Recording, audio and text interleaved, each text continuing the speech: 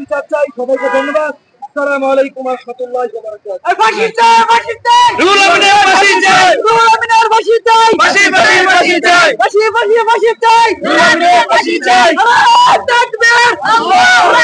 আওয়ামী লীগের দালালেরা পালাই গেছে, রুহুল আমিন সে পালাই গেছে, শেখ হাসিনা যাওয়ার পর সে পালাই গেছে। ছাত্ররা আমাদের হামলা করছে, ইট মারছে, জুতা মারছে,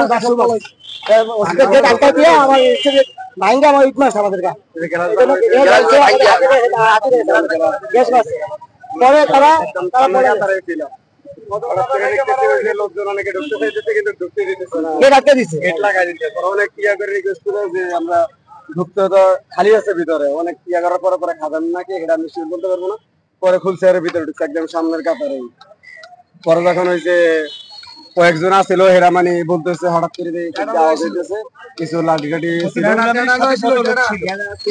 ছিল, অনেক লোক ছিল, মানে বেশিরভাগ মানে আওয়াজ লাগে সবাই মানে মানে ভিতরে যা ছিল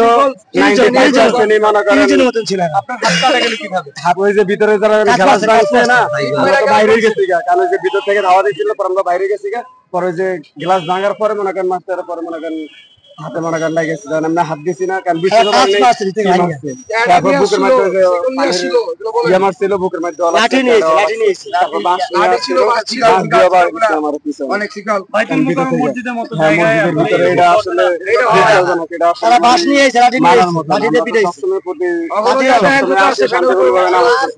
আর উনি তো মূলত চলে গেছে।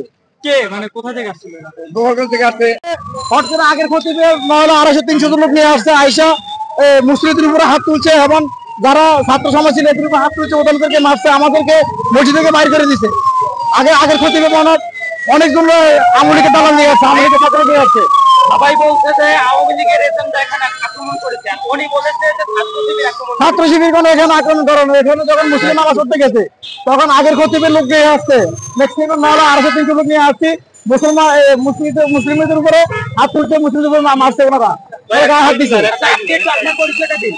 আমার পরিচয় এখানে, আমি এখানে থাকি, আমার নাম ওসমান, আমি বিএনপির সাথে সংগঠন আছি।